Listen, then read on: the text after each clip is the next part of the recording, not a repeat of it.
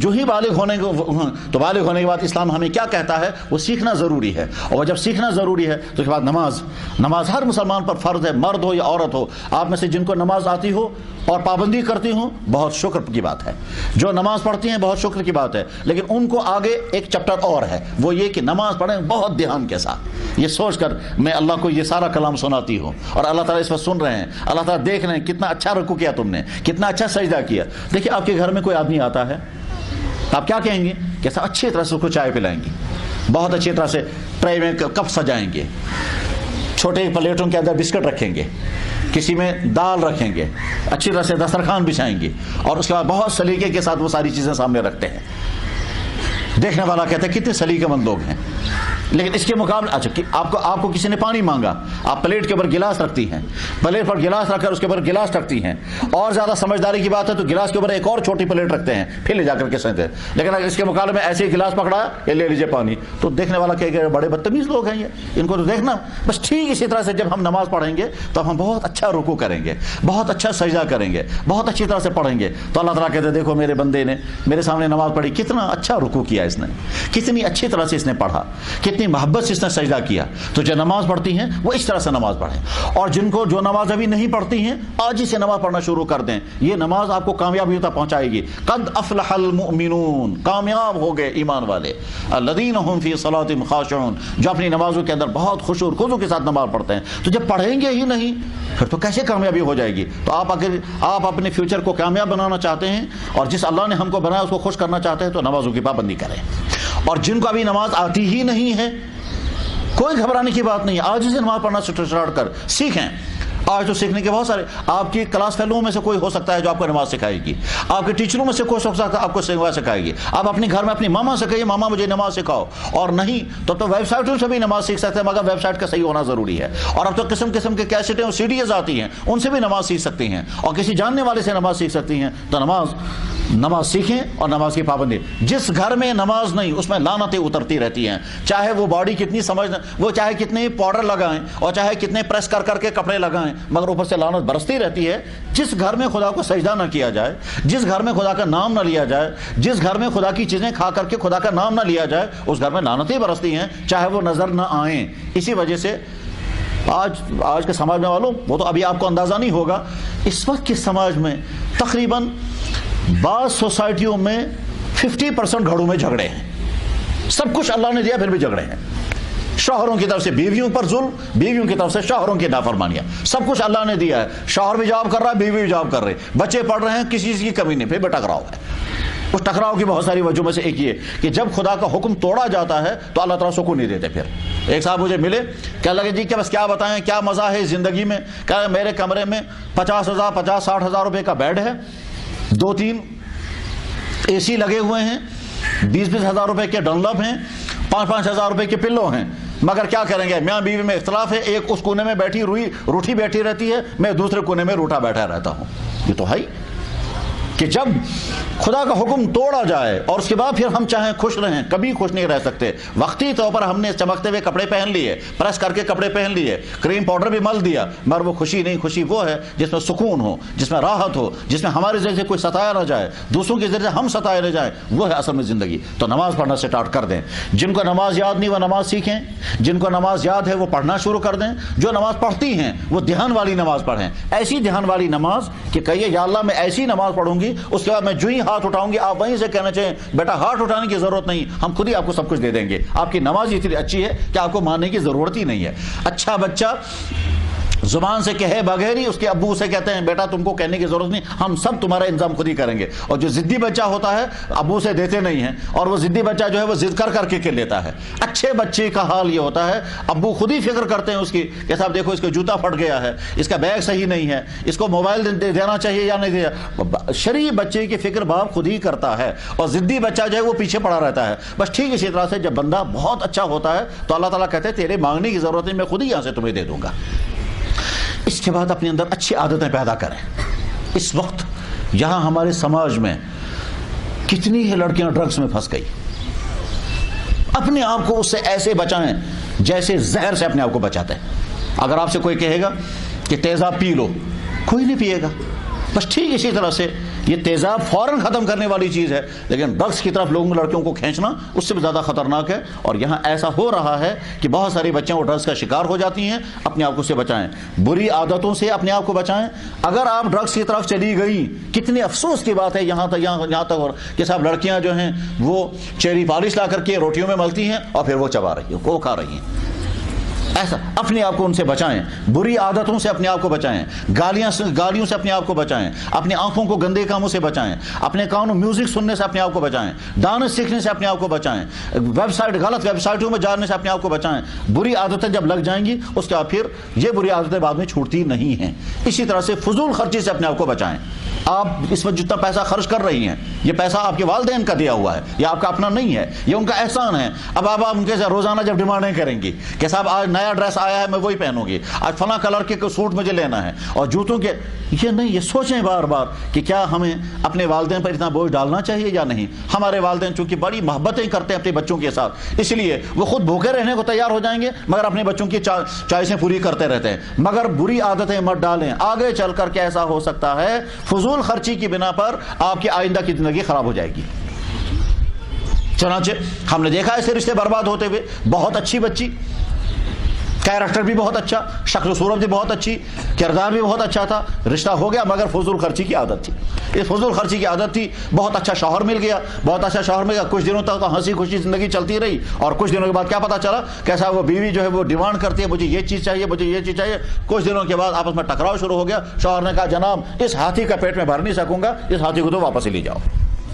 تو بیوی کو اس نے ہاتھی کہا، اس ہاتھی کا میں پیٹ بھر نہیں سکتا ہوں، میں تو تھک گیا اس کے پیٹ بھرتے بھرتے، اس کو واپس ہی لے جاؤ. انبن شروع ہو گئی، 2-3 سال تک جھگڑا چلتا رہا اور اخیر میں پھر رشتہ کٹ گیا. تو فضول خرچی سے اپنے آپ کو بچائیں کم سے. اسی طرح سے گھروں میں جا کر کے اپنے کچن کی فکر بھی ضرور کریں. یہ مت سمجھیں کہ ہم تو تعلیم پڑھ کر کے پھر ہائی فائی بن جائیں گے، ہم کچن کی طرف جائیں گے. نہیں، آپ کی آئندہ کی زندگی کامیاب ہونے کے لیے ضروری ہے آپ کو کچن کا کچھ نہ کچھ تجربہ ہونا چاہیے. کل کو ایک بیٹی کہتی ہے صاحب میرے پاس 3 ڈگریاں ہیں، چائے بنانی آتی ہے، کہنے لگے چائے بنانی نہیں آتی ہے. تو آپ کی ڈگریوں سے تھوڑی زندگی آگے چلے گی. ڈگریوں سے بھی زندگی آگے چلتی ہے مگر اس سے ہٹ کر کچھ اور بھی چاہیے.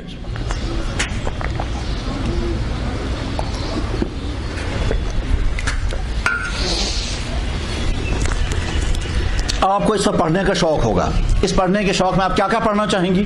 ایسا ہو سکتا ہے آپ سپورٹس میگزینیں پڑھیں، آپ فلمی میگزینیں پڑھیں. ہرگز نہیں، ان کا کوئی فائدہ ملنے والا نہیں ہے. سپورٹس میگزینیں پڑھنے کا کیا ہوگا؟ آپ کا دماغ ڈسٹ بین بنے گا. فلموں کی میگزینیں پڑھیں گے آپ کا دماغ ڈسٹ بین بنے گا. وہ فلمی ہیروئن کس ہیروئن نے کون سی فلم کو جوائن کیا اور کیا، یہ سارا آپ کا کباڑ خانہ آپ کے دماغ میں ہے کہ اس کا فائدہ آپ کو ملنے والا کچھ نہیں. جب آپ پڑھیں تو اچھا لٹریچر پڑھیں. مسلمان بیٹیاں کیسی ہوا کرتی تھی، مسلمان بہنیں کیسی ہوا کرتی تھی، مسلمان بیویاں کیسی ہوا کرتی تھی، ان کا کیریکٹر کیسا ہوا کرتا تھا. وہ اپنے ابو کے ساتھ، آپ ابھی اپنی والدین کے ساتھ زندگی گزار رہی ہیں. اگر آپ نے ایسا بیہیویئر ان کے اختیار کیا، وہ کہ خدا یہ دفعہ ہو جائے ہمارے گھر سے، کب اس کو نہیں. آپ اتنا اچھا اپنے گھر کے والوں کے ساتھ رہیں کہ آپ کے والدین آپ پر اپنی جان قربان کرنے لگیں. اگر آپ کا رویہ اپنے والدین کے ساتھ اچھا نہیں ہوگا، آگے چل کر جب آپ کے رشتے ہو جائیں گے اور رشتے ہونے کے بعد آپ اپنے شوہر کے گھر پہنچ جائیں گے، پھر پچھتائیں گے آج میں ماں باپ کے گھر ہوتی تو میں ان کی ایسی خدمت کرتے، مگر وہ وقت نہیں آئے گا. تو اپنے والدین کے ساتھ آپ اس میں بہت اچھا، اور آپ ٹریننگ لیں. آگے چل کر جب آپ کی شادیاں ہوں گی تو اپنے شوہروں کے ساتھ کتنی اچھی زندگی گزار سکیں گی. اس کے لیے ضروری ہے آپ لٹریچر پڑھیں. کون سا؟ کہ مسلمان بیٹی کیسی ہوا کرتی تھی، مسلمان بیٹی کیسے اپنے کیریکٹر کو بتاتی تھی، اس کی زبان کتنی اچھی ہوا کرتی تھی، اس کی زبان پہ دعائیں کیسی ہوا کرتی تھی. ہمارے ہاں سماج میں اس وقت دوڑ رہ گئے کیا کہ ہم یورپین کلچر اپنے گھروں میں لائیں گے. اس یورپین کلچر کو گھروں میں لانے کا مطلب 2 الگ الگ چیزیں ہیں. یورپین کلچر میں کچھ باتیں تو بہت خوبی کی ہیں اور وہ واقعی اپنے اندر پیدا کرنے کی ہیں. مثلا یورپ میں بے انتہا زیادہ صفائی ہے، ہمارے ہاں صفائی نہیں ہے. ہمارے ہاں دکھلاوے کے لیے جو باتھ روم ہوگا وہ تو بڑا صاف ہوگا، اس میں تو ٹائلیں وائلیں لگی ہوں گی، لیکن کالجوں کے باتھ روم، سکونوں دفتروں کے باتھ روم، وہاں پتہ چلتا ہے قوم صفائی پسند ہے یا نہیں. جو ہی ہم نے دیکھا یہ ہمارا اپنا باتھ روم نہیں ہے، اس کو گندا کر کے رکھ دیں گے. تو یہ اس سے پتہ چلتا ہے قوم کا مزاج کیا ہے. جہاں ٹائلیں دکھانی ہوں گے وہاں تو بہت صاف شفاف باتھ روم رکھیں گے. وہاں مقصد ہوتا ہے دوسرا آ کے دیکھا کہ کتنا زبردست، کتنا شاندار ان کا باتھ روم ہے. لیکن جو عوامی یوز کے باتھ روم ہوتے ہیں ان کو گندا کر کے رکھتے ہیں. صفائی اپنے اندر سیکھیں.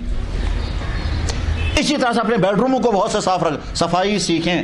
یورپ کے قوموں کے اندر صفائی بہت وہ صفائی، ہمارا مزاج یہ ہے ہم اپنے گھر کی صفائی کریں گے سڑک پر ڈال دیں گے، تو صفائی پسند نہیں ہے۔ یورپ کے قوموں میں وہ سڑکوں کے بھی صفائی کرتے ہیں، ان کے ہاں کسی کو تکلیف پہنچانے کا مزاج نہیں ہے۔ یہ چیزیں تو ان کے اندر بڑی خوبی کی ہیں، لیکن ساتھ میں کچھ بری باتیں جو ان کے اندر ہیں، وہ کیا ہیں؟ بری باتیں ان کے اندر یہ ہیں کہ وہ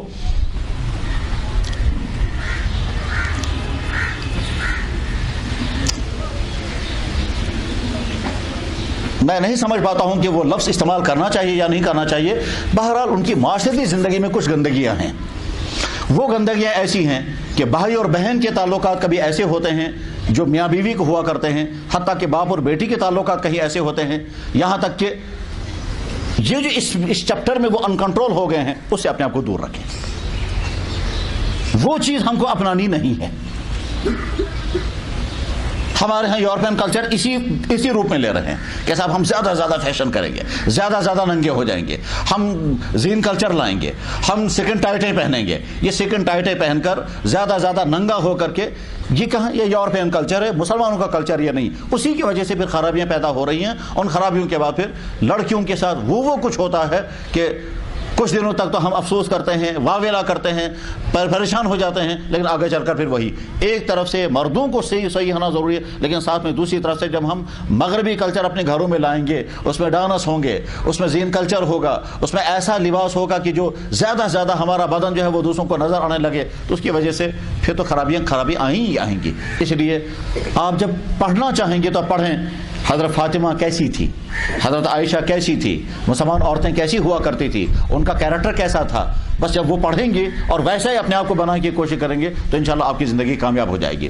قرآن جیسے مردوں کے لیے ویسے ہی عورتوں کے لیے، مردوں کو بھی حکم دیتا ہے، عورتوں کے لیے بھی حکم دیتا ہے۔ قرآن کریم میں ہے ان المسلمین والمسلمات والمؤمنین والمؤمنات والقانتین والقانتات والصادقین والصادقات والصابرین والصابرات والخاشعین والخاشعات والمتصدقین، ہر جگہ مرد، مسلمان عورتیں، مومن مرد، مومن عورتیں، پاک دامن مرد، پاک دامن عورتیں، روزے رکھنے والے مرد، روزے رکھنے والی عورتیں، صدقہ کرنے والے مرد، ہر جگہ عورتوں کو بھی ساتھ ساتھ بیان کر کے کہا دین تمہارے لیے بھی ہے، دین تمہارے لیے بھی ہے۔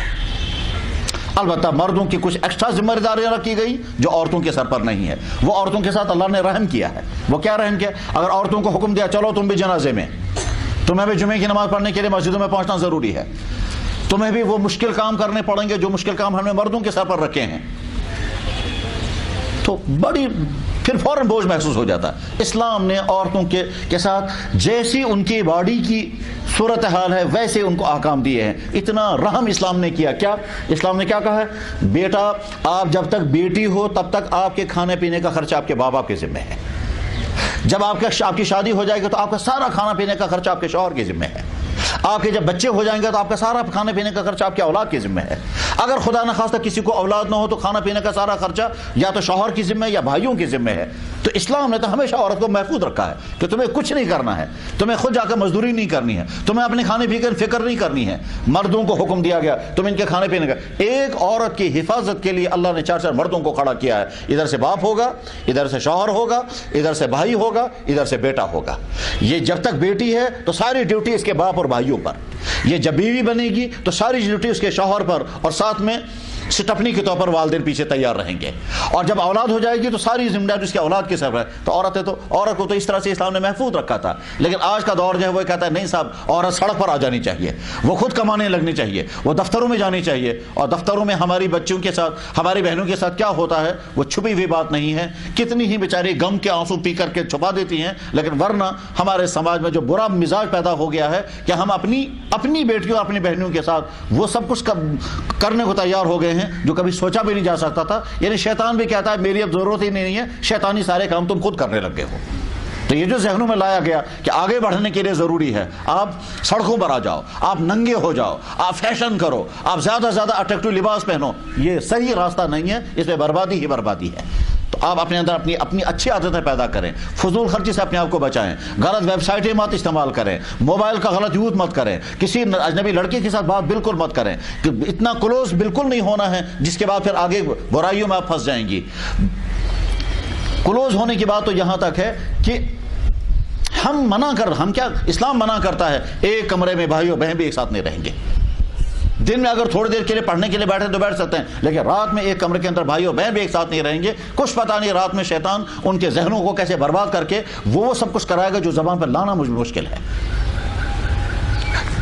اس طرح سے جب آپ اپنی زندگی گزاریں گے تو آپ کامیاب بنیں گے، اور جب آپ کامیاب بنیں گے تو پھر کیا ہوگا؟ جن سے آپ نے پڑھا وہ بھی فخر کریں گے، یہ میرا اسٹوڈنٹ، اس بچی نے مجھ سے پڑھا ہے، اس نے باٹنی مجھ سے پڑھی ہے، اس نے مجھ سے. اپنے استادوں کو ہمیشہ یاد رکھنا چاہیے، جس نلکے سے ہمیں پانی مل رہا ہے اس نلکے کا ہم پر احسان ہے. جس ٹیچر کے ذریعے سے میرے اندر قابلیت پیدا ہو گئی اس ٹیچر کو اپنا محسن سمجھنا چاہیے. آج کے تعلیمی نظام کی خرابیوں میں سے ایک خرابی یہ بھی ہے کہ اسٹوڈنٹ اپنی ٹیچر کو مانتا ہی نہیں ہے کہ اس نے مجھ پر احسان کیا ہے. حالانکہ ہمارے اسلام میں تو ٹیچر کا اتنا بڑا درجہ ہے. حضرت علی کہا کرتے تھے جس نے مجھے ایک لفظ سکھایا وہ میرا مالک بن گیا، میں اس کا نوکر ہوں. اگر مجھے چاہے گا تو بیچ سکتا ہے، مجھے اگر چاہے گا تو اپنے گھر کے اندر باندھ کر کے رکھ سکتا ہے اور مجھ سے خدمت لے سکتا ہے جس نے ایک لفظ سکھایا. تو اپنے ٹیچروں کا بہت احترام کرنا چاہیے، ان کے سامنے بے شرمی کی بات نہیں کرنی چاہیے. ٹیچروں کی ڈیوٹی بھی ہے وہ اپنے آپ کو ٹیچر کے مقام پر رکھیں. وہ جب اتنا بے تکلف اپنے آپ کو کرتے ہیں، وہ جب غلط باتیں اپنے شاگردوں کے ساتھ کریں گے، وہ جب غلط نظروں کے ساتھ دیکھیں گے، وہ جب فلموں کی باتیں کریں گے، وہ جب پرائیویٹ معاملات کی باتیں کرنے لگیں گے، اس کے بعد ان کا وقار گر جاتا ہے. تو ٹیچر کو اپنے وقار کے ساتھ رہنا چاہیے، جیسا وقار اسلام نے اس کو دیا، جیسا درجہ اس کو اللہ نے دیا ہے. ہمارے اسکولوں اور کالجوں میں جو خرابیاں بچوں اور بچیوں میں آ رہی ہیں، ان خرابیوں کو دور کرنے کی ذمہ داری ویسے تو سوسائٹی کے ہر فرد پر ہے، مگر 3 طبقوں پر زیادہ. سب سے پہلے خود کی ذمہ داری. جناب رسول اکرم صلی اللہ علیہ وسلم نے فرمایا، لوگوں اس وقت تمہارا کیا بنے گا جب تمہاری عورتیں ان کنٹرول ہو جائیں گی اور تمہارے بچے بگڑ جائیں گے. کیف بکم ایھا الناس اذا طغى نساؤکم وفسق فتيانکم. لوگوں اس وقت تمہارا کیا بنے گا جب تمہاری عورتیں ان کنٹرول ہو جائیں گی اور تمہارے نوجوان بگڑ جائیں گے، لڑکے اور لڑکیاں دونوں بگڑ جائیں گے. تو مسلمان صحابہ نے پوچھا، یا رسول اللہ ایسا کیسے ہو سکتا ہے؟ ہمارے سماج کے اندر یہ لوگ ہوں گے، بگڑیں گے کیسے؟ حضور نے فرمایا ایسا ہوگا، بگاڑ آ جائے گا، خرابیاں آ جائیں گی. پھر فرمایا اس سے بھی زیادہ خرابیاں آئیں گی، کوئی کسی کو اچھی بات بتانے والا نہیں رہے گا. چنانچہ اس وقت ہمارے سماج میں یہی ہے، اگر لڑکا اور لڑکی آوارہ ہو گئے کسی کو پرواہ نہیں. ایسا کیا کر کہیں کسی درخت کے نیچے لڑکا اور لڑکی بیٹھ کے باتیں کر رہے ہیں، ہم کو کیا کریں گے؟ لڑکے لڑکے پھر رہے ہیں آپس میں، ہم کو کیا کریں گے؟ تو کوئی خیر کی بات بتانے والا نہیں رہا. آپ کوششیں کریں کہ ہمارے ذریعے سے دوسرے کو اچھی باتیں ملیں.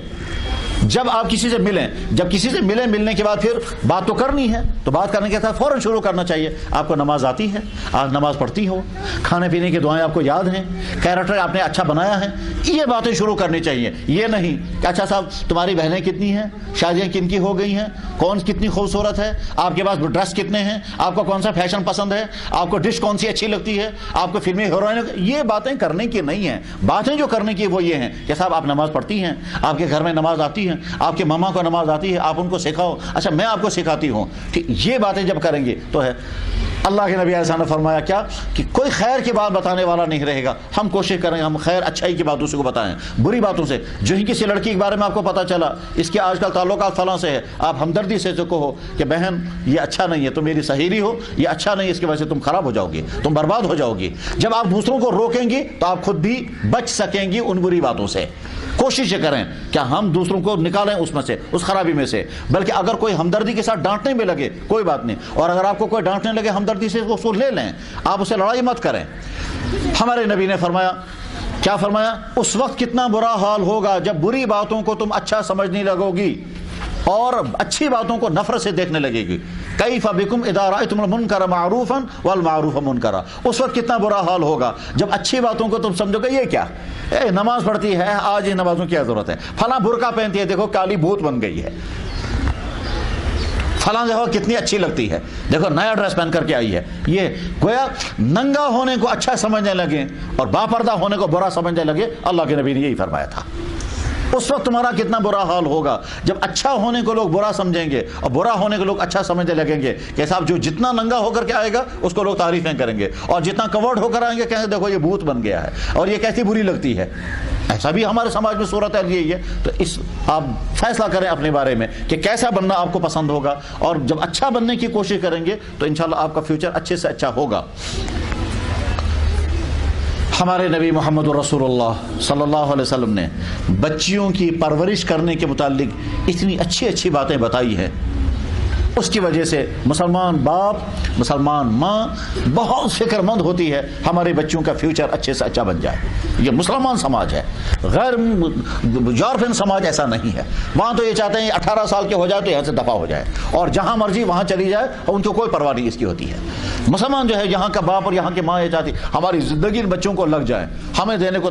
یہاں کا باپ جو ہے وہ موت تک بچی کی نگرانی کرتا رہتا ہے.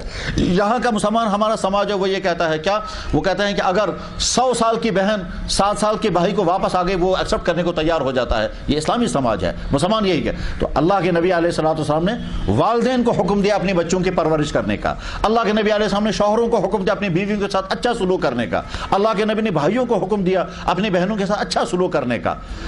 آپ کے گھروں میں بھائی بہن ہوں گے, کبھی لڑائی بھی کرتے ہوں گے آپس میں, تو لڑتے ہوں گے. اپنے بھائیوں سے لڑنا نہیں چاہیے, اپنی بہنوں سے لڑنا نہیں چاہیے, ورنہ پھر کیا ہوتا ہے وہ کہتے ہیں یہ بہن یہ چڑیل ہمارے گھر میں آ گئی, یہ ڈائن میرے گھر میں آ گئی, یہ لڑائی. ہرگز نہیں, اپنے بھائی بہنوں کے ساتھ لڑائی نہیں کریں, ورنہ ماں باپ بھی کہتے ہیں یہ بچہ بہت شریف ہے, یہ بہت خراب لڑکی ہے, اور یہ ہمیشہ کہتے رہیں گے. اور جب آپ کی شادی آگے ہو جائیں گی تو آپ کا کیریکٹر رہے گا کہ صاحب یہ بہت لڑاکو بچی تھی, یہ بہت ٹکراؤ کرتی تھی, یہ بہت ڈیمانڈیں کرتی تھی. ایسا نہیں کرنا چاہیے. اچھا اپنے اندر اچھا یہاں پیدا کریں. یہ منتشر باتیں اللہ کرے آپ کے لیے مفید ہوں. کچھ اور باتیں بھی کرنے کو جی چاہتا تھا لیکن شاید اس کا مرحلہ ابھی نہیں آیا ہے اور وہ مناسب ہی نہیں رہے گا. میں بہت دردمندی کے ساتھ پھر کہوں گا, اس وقت آپ کی زندگی میں جو ہے وہ دو راہ پر کھڑی ہے. آپ بگڑ بھی سکتی ہیں, آپ اچھا بھی بن سکتی ہے. بگڑ جائیں گے تو اس بگاڑ کی کوئی حد نہیں ہوگی. آپ افیئرس میں پھنس جائیں گی, آپ گناہوں کے کام میں پھنس جائیں گی, آپ آوارگی میں پھنس جائیں گی. ٹور میں جائیں, ٹور کرنے کے لیے جائیں گے تو ہو سکتا ہے اس حالت میں واپس نہ آئے جس حالت میں آپ یہاں سے گئی تھی. آپ یہ سمجھو آپ کی یہ باڈی بہت قیمتی پھول ہے, اس قیمتی پھول کو کوئی ٹچ نہیں کرنا چاہیے. اس طرح سے اپنی جوانی کو لے کر کے چلیں, غلط ڈیمانڈیں مت کریں. ایسا ہو سکتا ہے کہ آپ کے سکول کی کچھ بچیاں, آپ کی سوسائٹی کی کچھ بچیاں, آپ کے پڑوس کی کچھ بچیاں باہر جا رہی ہیں, صاحب دلی جا رہی ہیں, بنگلور جا رہی ہیں, اور کسی اور جگہ جا رہے ہیں. کیا کریں, ٹور. آپ کے دل میں ہم بھی جائیں گے ٹور کرنے, لیکن ہرگز نہیں, اس کا کوئی فائدہ نہیں, اس کا خطرہ ہی خطرہ ہے, اس میں نقصان ہی نقصان ہے. آگے چل کر آپ میں سے بہت سارے بچوں کو ہو سکتا ہے اگلے شہروں میں پڑھنے کے لیے جانا پڑے گا. اس وقت اگر آپ اپنے کیریکٹر کو بچانے کے لیے بہت زیادہ ہوشیار نہیں رہیں گے تو آپ کا کیریکٹر بچ نہیں پائے گا, آپ کی جوانی بچ نہیں پائے گی, اور باہر کے ماحول میں طرح طرح کی خرابیوں کا آپ شکار ہو جائیں گی, اور لوگ آپ کو مسل دیں گے, اور لوگ اپنا وقتی طور پر آپ سے فائدہ اٹھا لیں گے, اور اس کا پھر آپ کو سوسائٹی میں پھینک دیا جائے گا. اپنی جوانی کی حفاظت کریں. میں بہت ذمہ داری کے ساتھ یہ بات سمجھانا چاہتا ہوں. اللہ کرے آپ کی سمجھ میں یہ بات آ جائے کہ آپ کی اس خوبصورت جوانی کو چند منٹوں کا فائدہ اٹھانے کے لیے لوگ آپ کا پیچھا کریں گے. اس وقت اپنے آپ کو بچائیے. باہر کے کالجوں میں, باہر کے سکولوں میں, باہر کے انسٹیٹیوٹ میں بے انتہا زیادہ برا حال ہوتا ہے یہاں کی بچیوں کا. اس وقت بہتر ہے لات ماریں اس تعلیم کو جس تعلیم کے ذریعے, تعلیم کے نتیجے میں آپ کا کردار آپ سے ہاتھ سے چھن جائے, آپ کی عصمت لٹ جائے, آپ کی جوانی برباد ہو جائے, آپ آئندہ اپنی مستقبل کے شوہر کے لیے پاک دامن نہ رہ سکیں. اس کو لعنت مارے ایسی تعلیم کو. بہتر ہے وہ تعلیم نہ پڑھی جائے. پر کیا کیا جائے, آج کے والدین کے ذہنوں میں ہے ہماری بیٹی کے پاس ڈگریاں آنی چاہیے, چاہے بعد میں اس کا کیریکٹر برباد بھی ہو چکا ہو, چاہے اس کو تباہ بھی کر دیا گیا ہو, مگر ڈگری اس کے ہاتھ میں ہونی چاہیے. بہرحال اگر آپ ایسا مرحلہ آ گیا تو باہر کے سکول اور کالجوں میں اگر آپ جائیں گے اپنی حفاظت ایسے کریں جیسے آپ اپنی آنکھ کی حفاظت کرتی ہیں. ذرا سا گردہ چلتا ہے فوراً آنکھ کو بچا لیتے ہیں. آنکھ کی حفاظت سے زیادہ آپ اپنی جوانی کی حفاظت اگر کریں گے تو آپ کامیاب ہو سکیں گے, ورنہ بے انتہا زیادہ خطرے ہوں گے. جب بچہ بگڑ جاتا ہے تو والدین بھی کہتا ہے یہ ہمارے لیے مصیبت بن گئی, اور جب بچہ کامیاب ہوتا ہے چاہے لڑکا ہو یا لڑکی تو والدین بھی فخر کرتے ہیں اس بچی نے ہم کو کبھی مصیبت میں نہیں ڈالا, ہمیشہ خوشی خوش رہی. مسلمان بچی بن کر کے زندگی گزاریں, پردہ سیکھیں, پردے کو بوجھ مت سمجھیں, پردے کو نفرت کی نظروں سے مت دیکھیں. یہ آپ کی حفاظت ہے, اس سے آپ کا کیریکٹر بھی بچے گا, آپ کی جوانی بچے گی, غلط نظریں آپ کی طرف نہیں اٹھیں گی. جب آپ پردہ کریں گی اس پردہ کرنے کا فائدہ یہ ہوگا کہ دوسرے مردوں کو آپ گناہ سے بچا لیں گی. اللہ نے عورت کے اندر کشش رکھی ہے, اس کشش کا نقصان یہ ہوتا ہے کہ شیطان مردوں کو استعمال کرتا ہے, دیکھو پھر پیچھا کرو, پھر ان کو چھیڑو, پھر ان کو اپنی جالوں میں پھنساؤ. یہ شیطان استعمال کرتا ہے مردوں کو, لیکن سٹارٹنگ کہیں کہیں عورتوں کی طرف سے ہوتی ہے. اللہ کے نبی علیہ السلام نے فرمایا ان وہ عورتیں جہنم میں نے جلتی ہوئی دیکھی جو یہاں سے چاہتی ہیں کوئی ہمارا پیچھا کرے اور یہاں سے بھی پیچھا کرتی ہیں. اگر آپ نے ابھی سے یہ مائنڈ بنا لیا تو آپ آئندہ کامیاب ہو سکیں گے اور آپ کے والدین شکر پڑیں گے اور آگے چل کر کے آپ کے شوہر فخر کریں گے جیسا پارٹنر زندگی کا جیسی بیوی مجھے ملی میں شکر پڑوں گا. لیکن اگر ایسا نہیں ہوا تو آگے چل کر آپ کا شوہر بھی کہے گا یہ کون سی مصیبت میرے ساتھ لگ گئی. اس کا کیریکٹر بھی صحیح نہیں ہے, اس کا رویہ بھی صحیح نہیں ہے, اس کی زبان کا بیہیویئر بھی صحیح نہیں ہے, تو وہ بھی مصیبت محسوس کریں گے. پھر واپس آئیں گے ماں باپ کے گھر میں, وہ بھی مصیبت محسوس کریں گے. یہ انسان پھر کیا ہوتا ہے, یہ کہیں ہر جگہ انفٹ ہوتا ہے. یہ سسرال میں بھی انفٹ اور یہ میکے میں بھی انفٹ. اپنے مستقبل کی زندگی کو کامیاب بنانے کے لیے ضروری ہے تمام برائیوں سے اپنے آپ کو بچائیں اور تمام خوبیاں اپنے اندر پیدا کریں. یہ چیزیں اگر آ گئی تو انشاءاللہ آپ کامیاب ہو جائیں گی, اور اگر ان تمام برائیوں سے اپنے آپ کو آپ نے بچا لیا تو آپ کی زندگی کامیاب ہوگی. اپنے ٹیچروں کا ہمیشہ احسان رکھنا چاہیے, اپنے سکول کو ہمیشہ یاد رکھنا چاہیے, اپنے ہمدردوں کی بات کو دل سے لینا چاہیے, اور اگر کڑوی بات کہیں کہی گئی ہو تو آپ یہ مت کہیں کہ کڑوی بات کہی گئی ہے, یہ کہیے کہ ہماری نصیحت کی بات ہے, اسی میں ہمارے لیے کامیابی ہے. اللہ تعالیٰ ان باتوں کو جو منتشر اور متفرد طور پر تھیں ان کو آپ کے لیے بھی اور میرے لیے بھی فائدے کی چیز بنائیں. اللہ تعالیٰ آپ کا فیوچر اچھے سے اچھا اور بہتر سے بہتر بنائیں. آج ہی سے ارادہ کریں, یا اللہ اگر ہم سے کوئی غلطی آج تک ہوئی ہے تو ہم اس کی توبہ کرتی ہیں. اگر ہمارے کسی کے ساتھ تعلقات ہیں تو آج ہی سے کٹ کرتے ہیں. اگر ہمارے موبائل میں کسی لڑکے کا فون نمبر ہے آج ہی سے ختم, آج ہی سے اس کے بعد کہا صاحب السلام علیکم, یہ آخری سلام ہماری طرف سے ہے. اور اگر آپ کا کسی کے ساتھ کوئی میسجوں کا تبادلہ ہوتا ہوگا, یہ چیٹنگ کرتی ہوں گی, آج ہی سے ختم کر دیں چیٹنگ ویٹنگ کو, اس کا کوئی فائدہ نہیں ہے. آپ ذرا کرو صبح سے شام تک چیٹنگ, پھر اپنے آپ سے شام کو پوچھو کہ ذرا مجھے حساب دے دو, فائدہ کیا ملا تمہیں؟ جواب آئے گا کوئی فائدہ نہیں. آپ کا اس وقت ایک ایک منٹ بے انتہا قیمتی ہے, اس کو اپنے اندر قابلیت پیدا کرنے میں لگائیں, بجائے اس کے کہ آپ چیٹنگ کرتی رہیں گے, بجائے اس کے کہ آپ خرافات میں وقت برباد کریں گے. اور ہوتا یہ ہے کہ اس عمر میں ان کاموں میں بڑا مزہ آتا ہے, مگر مزہ آنے کے ساتھ ساتھ نقصان ہی نقصان ہوتا, فائدہ کچھ نہیں ہوتا ہے. تو تعلقات کسی غلط ہیں تو وہ آج ہی سے کٹ کر دیں. کسی کے ساتھ ملنا جلنا ہے آج ہی سے کٹ کر دیں. بعضوں کا حال تو بہت زیادہ برا دیکھا گیا. ابھی کچھ دنوں پہلے کوئی مجھے فون کر کے کہہ رہی تھی میں فلاں لڑکے کے ساتھ میرے افیئرس ہیں, اب وہ لڑکا مجھے چھوڑ کر کسی اور طرف جانا چاہ رہا ہے, اگر وہ اس نے چھوڑ دیا مجھے میں زہر کھاؤں گی. میں نے کہا ضرور کھاؤ زہر. کہنے لگا آپ ایسی بات کہہ رہے ہیں؟ میں نے کہا ہاں, تم نے جو زہر پہلے کھا لیا ہے. ہرگز نہیں ایسی باتوں سے اپنے آپ کو کہتے میں زہر کھاؤں گا. میں نے کہا وہ شوق سے زہر کھاؤ, بلکہ اپنے والد سے کہو وہ لا کر تمہیں زہر دے دے گا. کہنے لگا آپ کیسی بات کہتے ہیں؟ میں نے کہا یہی کہہ رہا ہوں, تم نے زہر تو پی لیا, تم کو مجبور کس نے کیا تھا اس کا. کسی کے ساتھ تعلقات تو آج ہی کٹ کر دیں. اس طرح سے زندگی گزاریں کہ آپ کا سٹاف آپ کے ٹیچر کہنے لگے کتنے اچھے بچے ہیں. اچھے اسٹوڈنٹ پر استاد کو بھی خوشی ہوتی ہے, اور برے اسٹوڈنٹ کے بارے میں استاد کہتا ہے یہ میرا اسٹوڈنٹ ہے ہی نہیں, پسند ہی نہیں کرتے یہ بتانا کے لیے کہ یہ ہمارے اسٹوڈنٹ ہیں. آج ہی سے نمازوں کی پابندی کریں. واپس جب اپنے گھر میں جائیں گے تو اپنی والدہ سے اپنے والدین سے کہیں آج کے بعد ہم نہیں ہیں, ہم نماز نہیں پڑھیں گی, ہم قرآن سیکھیں گی, ہم کلمہ سیکھیں گی, حیا اپنے اندر پیدا کریں گی. حیا اتنی بڑی زبردست دیوار ہے, یہ ہوا جب ٹوٹ جاتی ہے انسان جب حیا میں داخل ہوتا پھر رکتا کہیں نہیں ہے. اللہ کے نبی نے فرمایا الحیاء شعبۃ من الایمان, یہ حیا جو ہے وہ ایمان کا شعبہ ہے. ایک آدمی دوسرے کو کہہ رہا تھا, ایک صحابی دوسرے صحابی سے کہہ رہا تھا زیادہ شرمیلا نہیں ہونا چاہیے, تم زیادہ ہی شرمیلے ہو. تو اللہ کے نبی نے سب جب سنا تو فرمایا دعہ فإن الحیا من الایمان, تم کیوں کہتے ہو اس کو حیا مت کرو, حیا بہت خوبی کی بات ہے, با حیا ہونا خوبی ہے. اور جب آدمی بے حیا ہو جائے پھر جو چاہے سو کرے, پھر چاہے ناچنے گانے لگے, پھر چاہے کسی کا بیڈ پارٹنر بن جائے, پھر چاہے کچھ بھی ہو جائے, اس سے اپنے آپ کو بچانا چاہیے. تو اس لیے با حیا بنے, با کردار بنے, با عفت بنے. کسی کے ساتھ افیئرس ہوں تو آج ہی سے کٹ کر دیں, کسی بری عادتوں میں پھنسنے ہوں تو بری عادتوں سے اپنے آپ کو چھوڑیں, اور اگر کسی نے کوئی سگریٹ یا اور کوئی کیا تو اس سے اپنے آپ کو بچائیں. یہ تمام چیزیں بہت زیادہ ضروری ہیں. ساتھ میں یہ سمجھیں یہ جو جسم ہے یہ ہمارا اپنا بنایا ہوا نہیں ہے, یہ تو اللہ کی دی ہوئی امانت.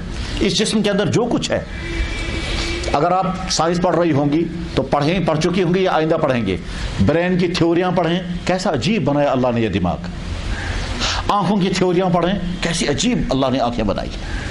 انسان کی باڈی کے اندر کتنے سسٹم اللہ نے رکھے ہیں, سانس لینے کا سسٹم, ڈائجسٹو سسٹم, کھجلانے کا سسٹم, دماغ اور باڈی کے درمیان کمیونیکیشن کا سسٹم, اتنے سسٹم اللہ نے رکھے ہیں. یہ جسم کی ایک ایک چیز قیمتی امانت ہے. جب انسان اس قیمتی امانت کو نہیں مانتا پھر کیا کرتا ہے کہ صاحب لڑکیاں خودکشی کر رہی ہیں. کیوں خودکشی کر رہی ہیں؟ کیونکہ صاحب جن کے ساتھ میرے افیئرس چل رہے تھے اس نے مجھے دھوکہ دے دیا. تو کہیں لڑکے خودکشیاں کر رہے ہیں, کہیں لڑکیاں خودکشی کر رہے ہیں. ہرگز نہیں اس بات کو ذہن سے نکالیں. اللہ کے نبی علیہ الصلوۃ والسلام نے فرمایا, کیا فرمایا اللہ کے نبی نے, جس نے جس طرح سے خودکشی کی موت قیامت تک اسی عذاب میں لٹکتا رہے گا. اگر کسی نے اپنے آپ کو پھانسی میں لٹکایا تو پھانسی پہ لٹکتے ہوئے جتنی تکلیف ہوتی ہے قیامت تک اتنی ہی تکلیف اس کو قبر پہ ہوتی رہے گی.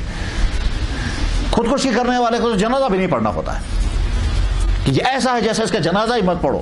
وہ بعد میں گھر والوں کو مجبور کرتے ہیں کہ صاحب آپ لوگ جنازہ پڑھو, ورنہ محلے کے لوگوں کو منع کرتے ہو کہ جنازہ بھی مت پڑھو, اس کو ہاتھ بھی مت لگاؤ. اس لیے یہ جو بچیوں کے اندر رجحان پیدا ہو گیا کہ صاحب امتحان میں فیل ہو گئے تو خودکشی, افیئرس ناکام ہو گئے تو خودکشی, جن کے ساتھ رشتہ کرنا تھا وہاں رشتہ نہیں ہوا تو خودکشی, اور صاحب مجھے سیٹ نہیں مل سکے تو خودکشی. ہرگز نہیں. انسان کی باڈی بہت قیمتی ہے. یہ ضروری نہیں کہ سارے انسان جو ہیں وہ ساری تمنائیں پوری ہو جائیں, یہ بات ذہنوں سے بالکل نکال دیں. ہرگز خیال ذہن میں نہیں. ایمان کمزور ہوتا ہے تو یہ ساری بری عادتیں آ جاتی ہے.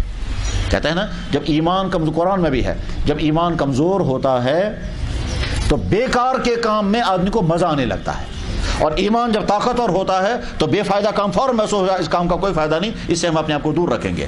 ایمان کی کمزوری کا ایک ثمرہ, ایک نتیجہ نکل آتا ہے, بیکار کے کام میں مزہ آتا ہے. آپ گھنٹوں تک کارٹون فیچر دیکھتے رہیں گے, ٹھیک, پھر فائدہ کیا ہوا؟ کا کچھ بھی نہیں. گھنٹوں تک چیٹنگ کرتے رہیں گے, فائدہ کیا ہوا؟ کا کچھ بھی نہیں. تو فائدہ کچھ نہیں ہوگا اور مزہ آتا رہے گا. آپ گھنٹوں تک میچ دیکھتی رہیں گی, تو میچ دیکھا اس کے بعد ہاتھ میں کیا آئے گا؟ کچھ بھی نہیں. تو ہاتھ میں کچھ نہیں آتا اور آدمی سمجھتا بڑا مزہ آیا. جب ورلڈ کپ کہیں چلتا ہے, چاہے وہ فٹ بال ورلڈ کپ ہو یا کرکٹ ورلڈ کپ ہو یا کوئی اور ورلڈ کپ ہو, یہ جو گھنٹوں تک رات بھر دیکھتے رہتے ہیں, پورا ٹورنامنٹ دیکھنے کے بعد اپنے آپ سے پوچھیں جناب پایا کیا آپ نے؟ کہا کچھ بھی نہیں. جیتنے والوں نے انعام لیے, میڈل لے لیے, جو ہارے ان کو بھی پیسہ مل گیا, جیتنے والے بھی پیسہ لے کر گھر گئے, ہارنے والے بھی پیسہ. ہم خامخواہ پریشان رہے مہینے بھر تک, اور صاحب ساری رات ورلڈ کپ دیکھتے رہے اور ہاتھ میں کچھ بھی نہیں آیا. تو بیکار کے کاموں میں مزہ آنے لگتا ہے. اسی طرح سے جب ایمان کمزور ہو جاتا ہے تو انسان اپنے جسم کو بے اہم سمجھتا ہے اور خودکشیاں کرتے ہیں. یہ بات ذہن میں بن مت لائیں کہ صاحب خودکشی کرنی ہے, خودکشی کرنے کا کیا صاحب اگر میری یہ تمنا چوائس پوری نہیں ہوئی میں خودکشی کروں گی, میں چھلانگ لگا دوں گی جہنم میں جا کر کے, میں یہ کروں گے. نہیں, یہ باڈی انتہائی قیمتی ہے. پھر قیامت کے بعد اللہ تعالیٰ شانہ اس انسان کو جہنم سے نکالیں گے ہی نہیں. بعد میں مہربانی اگر کریں گے تو ہو سکتا ہے نکالیں گے, ورنہ ہزاروں سال تک اسی جہنم میں جلنا پڑے گا. تم نے خودکشی کیوں کی تھی؟ یہ جسم میں نے تمہیں دیا تھا, اس جسم کو تم نے برباد کیوں کیا؟ ہمارے ہاں اسلام میں مسئلہ یہاں تک آتا ہے کہ ناخن کاٹتے زیادہ پیچھے مت کاٹنا, کیونکہ پیچھے والا حصہ جس میں درد ہوتا ہے اگر آپ نے اس کو کاٹا تو گناہ ہو جائے گا, کیونکہ اب وہ کاٹنے کی جگہ نہیں تھی. تو جو چیز نہیں کاٹنی اس کو نہیں. عورتیں اگر سوال کریں گے کٹ کرنے کی اجازت ہے, جواب آئے گا بالکل نہیں. کیوں کٹ کرنے کی اجازت نہیں ہے؟ کہ اللہ نے تم کو بال دیے ہیں خوبصورتی کے لیے, تم جب کٹ کرو گے تو گناہ ہو جائے گا. تو جب بال کاٹنے کی اجازت نہیں ہے, کٹ کرنے کی, تو گلے میں پھندا لگانے کی اجازت کیسے ہو سکتی ہے؟ جہاں گاؤں میں کچھ عورتیں جو ہے وہ اپنے بال بیچتی ہیں, اسلام نے منع کیا ان بالوں کو بیچنے کو, کہ یہ بال جو تمہارے نکلتے ہیں فوراً کے زمین میں دفن کر دو. ان بالوں پر کبھی جادو بھی ہوتا ہے, ان کی وجہ سے بھی لڑکیوں کو پھنساتے ہیں کہ بال لڑکی کے چلے گئے کسی کے پاس, اس نے اس پر جادو کیا, اس کے بعد پھر لڑکی برباد ہو گئی.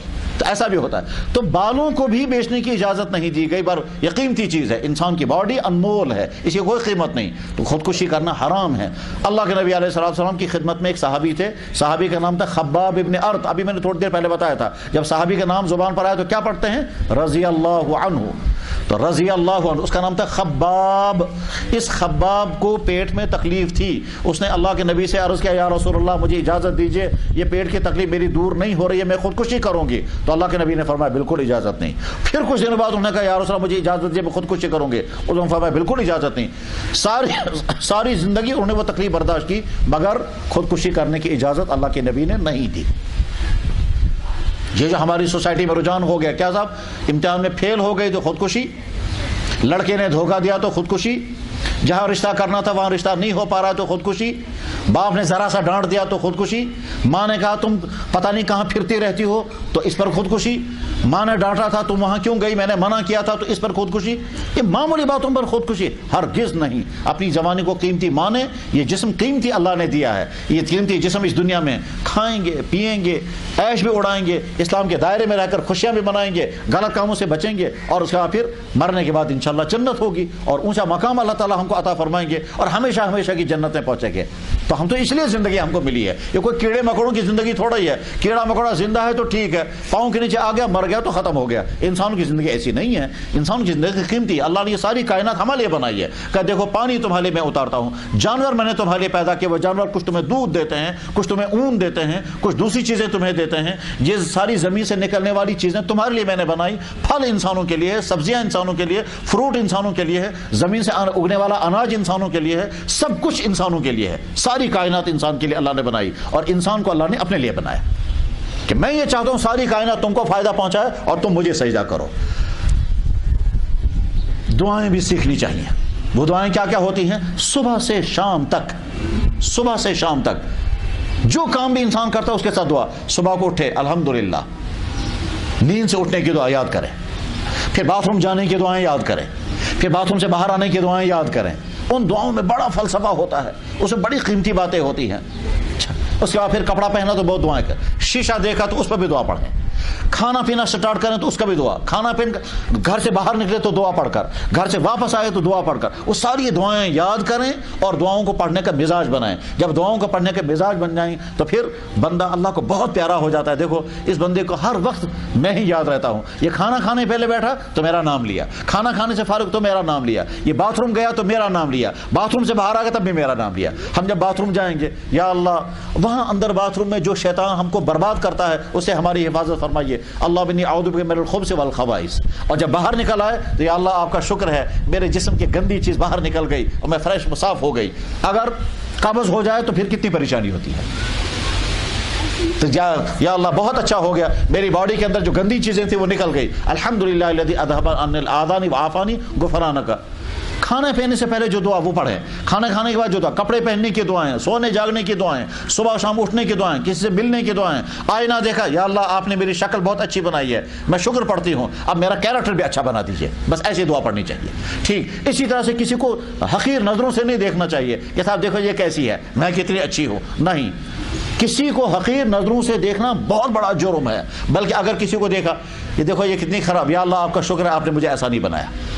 اگر میں مثال کے طور پر اگر فرض کرتے ہیں کسی بچی کو پولیو ہے, آپ اس کو نفرت سے دیکھیں, دیکھو یہ لنگڑی ہے, یہ ڈانگ اس کی کیسی ہے, ہرگز نہیں. فوراً کہیں یا اللہ آپ کا شکر ہے آپ نے مجھے ایسا نہیں بنایا, اس کو بھی اچھا کر دیجئے, مگر میں شکر ادا کرتی ہوں آپ نے مجھے ایسا نہیں بنایا. جب یہ مزاج بنتا ہے تو اس مزاج بننے کے بعد کیا ہوتا ہے, یہ انسان ہمدرد مانا جاتا ہے, یہ شفقت والا مانا جاتا ہے, یہ برائیوں سے بچنے والا مانا جاتا ہے. تو دعائیں بھی یاد کریں اور وہ دعائیں پڑھنے کا روٹین بنائیں. اور پھر جو خاص خاص مسئلے ہوا کرتے ہیں وہ مسئلے پوچھنے چاہیے, سیکھنے چاہیے. کس حالت میں نماز معاف ہو جاتی ہے, اور جب نماز معاف ہو جاتی ہے ان دنوں میں ہم کیا کیا کر سکتی ہیں, وہ زیادہ ان دنوں میں کرنا چاہیے کہ یا اللہ ہم آج اس حالت میں ہیں, ہم آپ کو سجدہ نہیں کر سکتی ہے, چلیے میں جائے نماز میں بیٹھ کر کے تسبیح پڑھوں گی, میں جائے نماز بیٹھ کر کے دعا کروں گی, میں جائے نماز بیٹھ کر درود شریف اور تسبیحات پڑھوں گی. یہ سیکھنے کی چیزیں ہیں, اور جب سیکھیں گے آپ تو انشاءاللہ آپ کی زندگی بہت کامیاب سے کامیاب تر ہو جائے گی. امید ہے یہ باتیں آپ یاد رکھیں گی, اور ان باتوں میں جو باتیں عملانے کی ہوں ان کو آپ عملائیں گی, اور جن باتوں میں بچنے کی تلقین کی گئی ہے ان باتوں سے اپنے آپ کو بچائیں گے. اللہ تعالیٰ آپ کو بھی خوش رکھے, آپ کا فیوچر اچھے سے اچھا اور بہتر سے بہتر بن جائے. وآخر دعوانا الحمدللہ رب العالمین.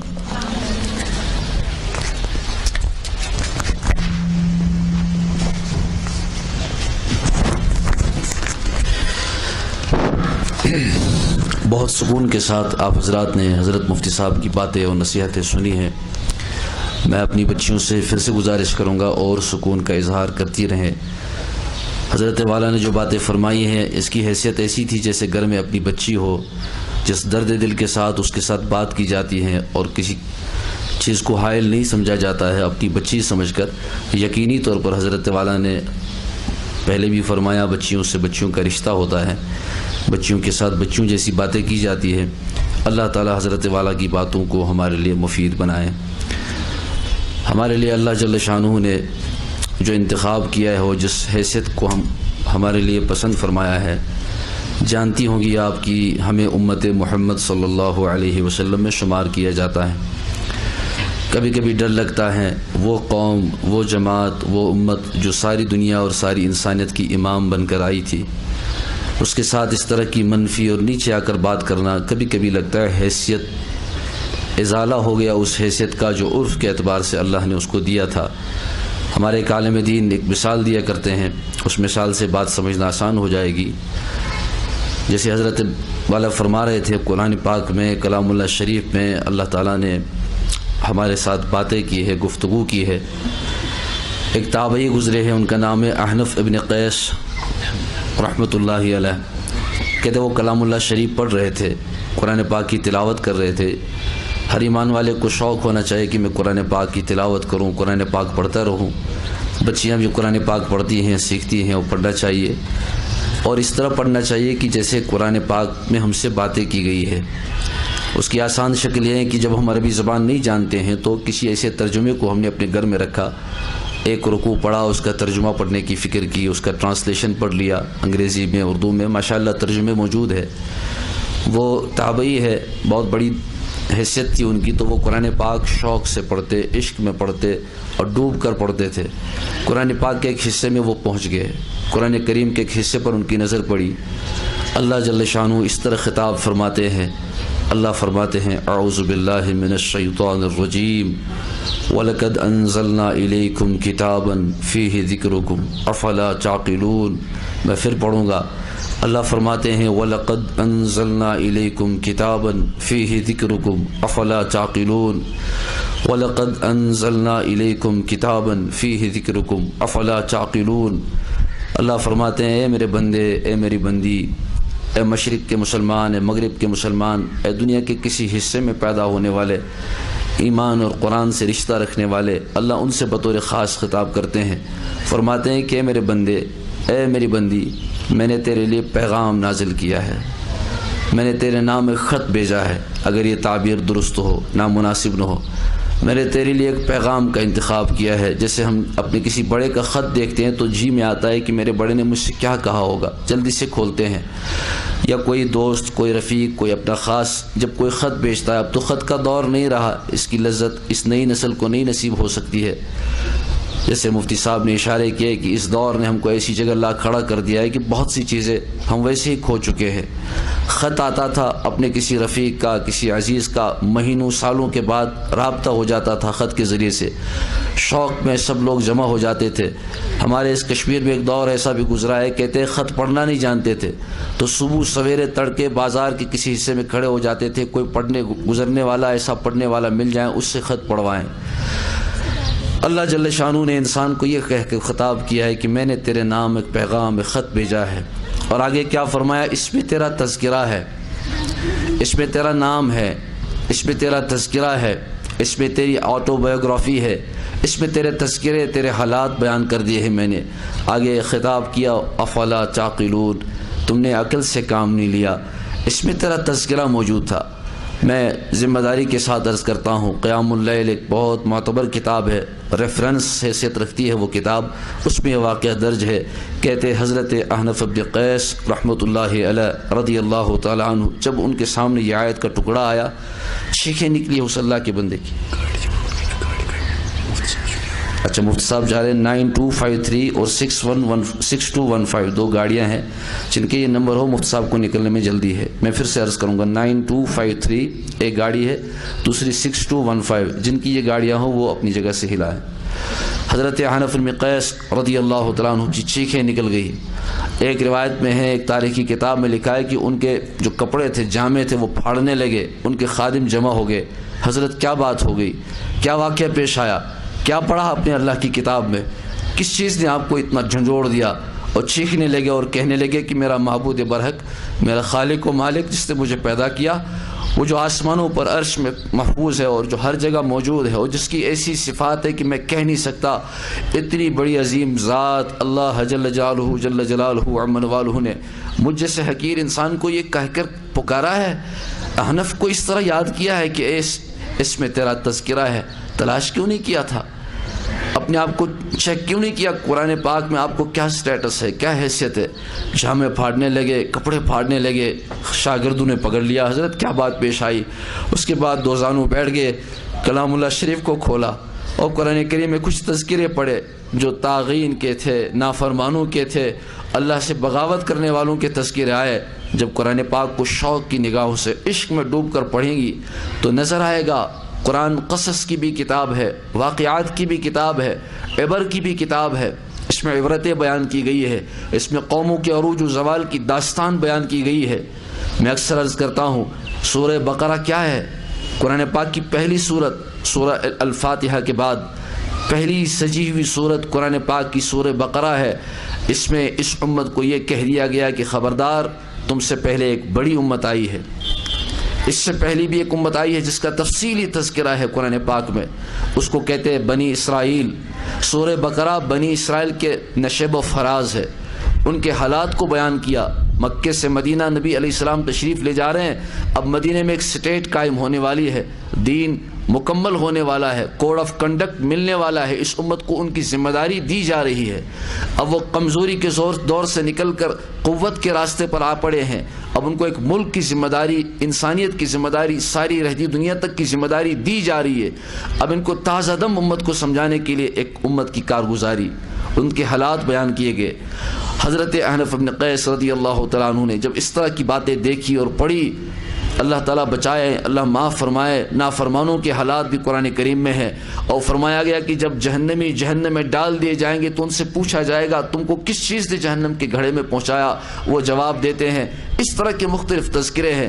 کہتے احنف بن قیس رضی اللہ تعالیٰ نے کلام اللہ شریف بند کیا اور اس کے بعد رونے لگے، وہ کہنے لگے کہ اتنا گیا گزرا بھی نہیں ہوں، اتنی بگڑی ہوئی میری زندگی نہیں ہے۔